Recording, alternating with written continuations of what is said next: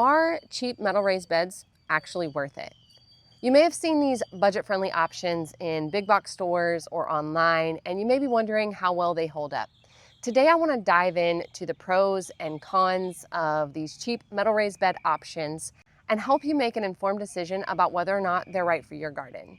I'm going to share what I'm doing in my own garden and what I've learned by growing in cheap metal raised beds. And first I want to talk about why I chose metal raised beds in the first place. So I've used wood in the past, and wood is a really good budget-friendly option. If you have lumber though that's not pressure treated, they don't last very long, and you do have to put those together. To me, it was just, I didn't love the look of the wood as much as I do the look of the metal. So this year I decided to try something different and try something new and go with the metal raised beds. Also, if you get the pressure treated lumber that's good for outdoor use, that can be really pricey. The price of lumber has been going up substantially, although most of the time they're still gonna be cheaper than your metal raised bed options. And as I was looking into metal raised beds, I really contemplated some of the more pricey options, some of the options that are gonna last a really long time. However, I am in a temporary space. My husband and I have a house that we plan to sell sometime in the next couple of years. We want to get something a little bit bigger. So because of that, I know we're not going to be here forever. And I didn't want to get metal raised beds that I invested a lot of money in and then we get ready to move a year from now.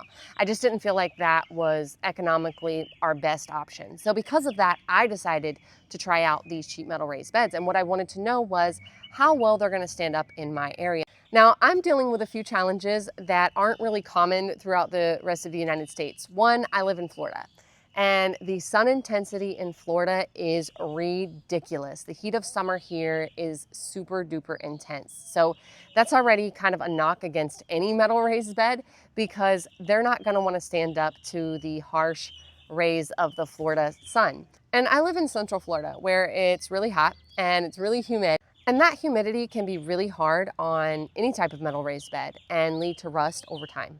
So taking all of these things into consideration, I decided to invest in the cheap metal raised beds for right now, see how well they hold up in my Florida garden before I go into the more long-term options. And these cheap metal raised beds offer a middle ground because they're not super expensive. They are a little bit more economical than some of your long-term options.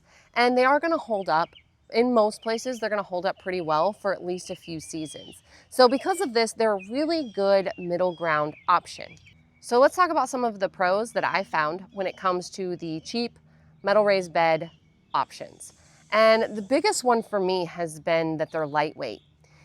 I can move these things around really easily if there's no soil in them. However, once there's soil in them, they're pretty sturdy. They've stood up already to several strong, powerful storms in my area, and it's not even fazed them. So they're durable once they're filled with soil, but they're really lightweight before you put that soil in. This has been hugely beneficial for me because I'm gardening pretty much by myself. When I set these beds up, I kind of went back and forth about the location a little bit of each bed several times, and I wanted to have it, exactly measured out right, and I kind of changed the layout of my garden before I was done building them. And it was really easy to just move them from one location to the other without any fuss or without any trouble or without needing any help.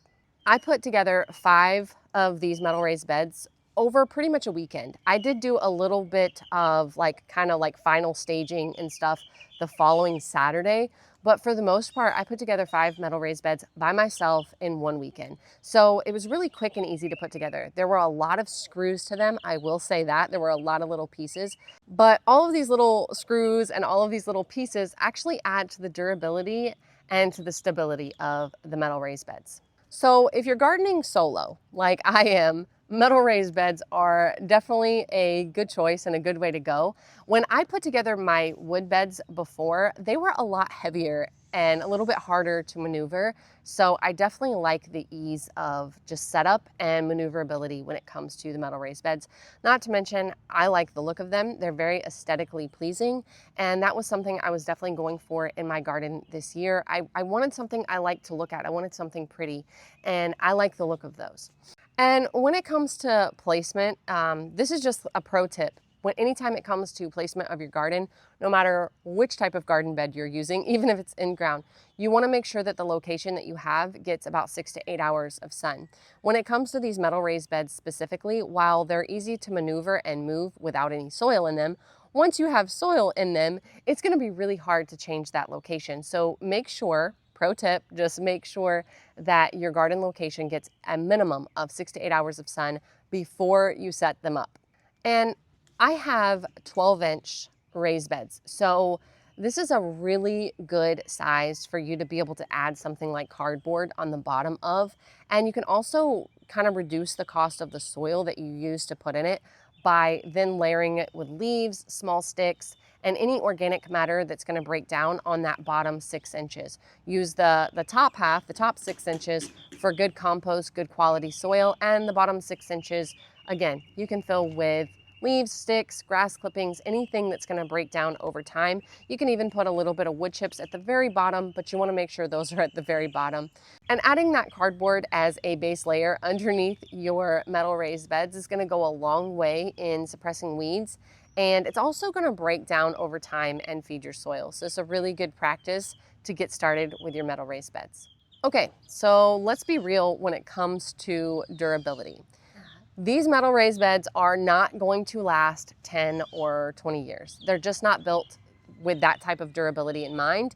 They are built as a low barrier to entry option for someone just getting into gardening, someone who wants to try out metal raised beds, but they're not really sure if they're gonna like them, somebody who maybe has a temporary setup and they're gonna use these metal raised beds for a few seasons and then possibly invest in something a little bit more durable. That's what these are made for. That's what these are good for. So when it comes to durability, you're not looking at something, again, that's gonna last 10 or 20 years.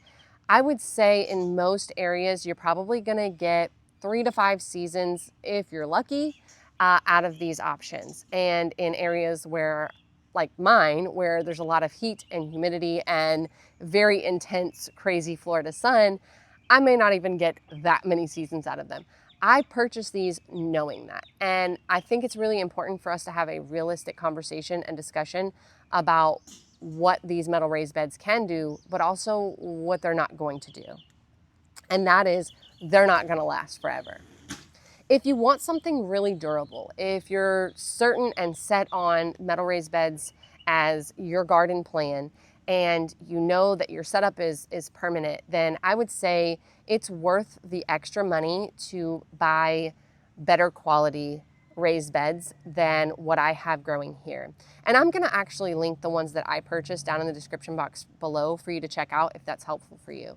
But again, the really durable, more pricey options are going to be better for those permanent setups and for something that you really want to last a long time. Those are made to withstand several seasons of gardening. However, if you're just getting into gardening, or if you're in a place where you're like, I don't know if I'm going to be here forever, or you're like, I want to try metal raised beds, but I'm not sure if I'm going to like them, these cheap metal raised beds are probably a good way to go. The cost makes them a low barrier to entry to get into metal raised beds.